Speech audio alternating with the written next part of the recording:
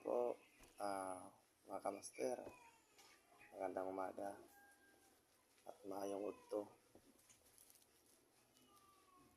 Na ako ipakita sa inyo, mga kamaster, mga antingero, mga hilig maginag. Kini, nakita lang ako dito sa mong sapa. Tapos, paulenta na pauwi na ako. Ang problema, parang merong nagjo-joke sa akin niya. Tignan mo yun. Tignan mo lang doon sa may kahoy. Pero di ko alam ano talaga yun. Kung hindi ko tiningnan, parang magkasakit yung ulo ko, parang mabiyak ang ulo ko. Kaya nga, tingin ko doon talaga ang nakita ko, isang balagon. Ito talaga. O sa Bisaya, bagon. Kaya nga bagon mo. Kahit nga bagon mo. Tapos bulak siya. Yung kurma. Tapos taas na siya, taas. Ano yan? Kauban. Ano siya?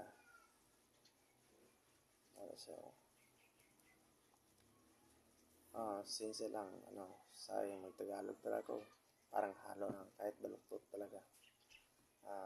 Ganito, ito talaga. Tignan niyo, mga kamaster. Talaga. Walang cross sa gitna. Akala ko sinukuhan. Yan pala, hindi. Bulak talaga, matignan. Yung nakuha ko na,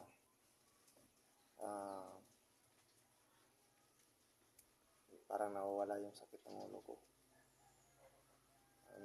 Sabi ko, salamat talaga.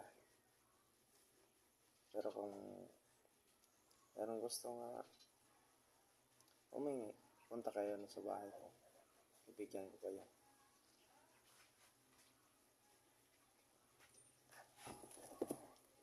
Dami to.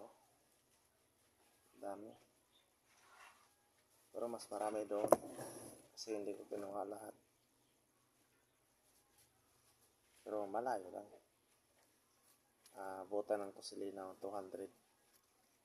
150. Ganyan. 200 talaga. Expenses talaga yung 50 para sa motor. Kung maplatan ka sa platan yung motor mo, yung 50 pesos. Yun may, yung 150 para yung sa Kusilina. Yun. Tignan nyo to. Parang, kung tignan mo, parang ulo ng kalabaw. Parang sungay talaga. Punta dito. Sakit. Ito. Iba talaga. Kung tignan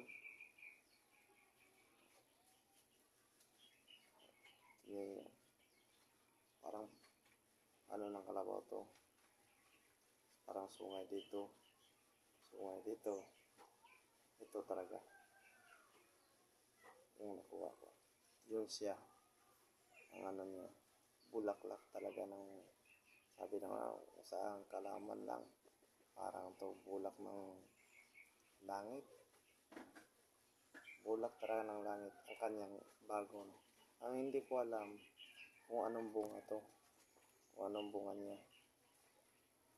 Gusto ko kunin ko lahat yun, pero wag na lang. Sabi, wag na lang. Pero para meron ko babalikin.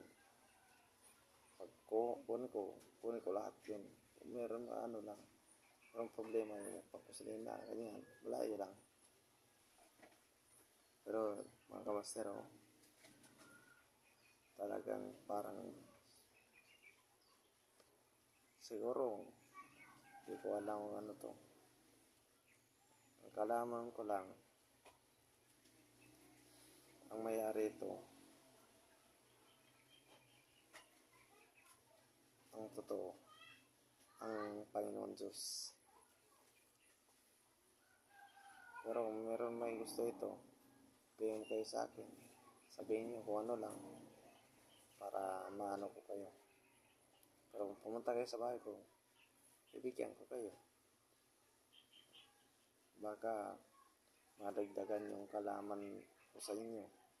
Baka meron kayo payo sa akin ng karunong lihim ng Diyos. Kasi konti ang nalaman ko. Pero ganyan talaga buhay dito sa atin. Maraming magpapakita pero din natin naman kung anong kasi ano lang, di pa ako sapat yung karunungan ko sa karunungan lihim.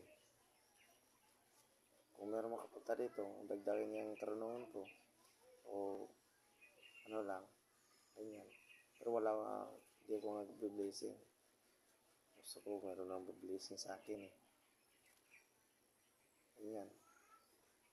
Kahit i-ano ko talaga. Parang ano talaga yun. Parang ano lang kalabaw.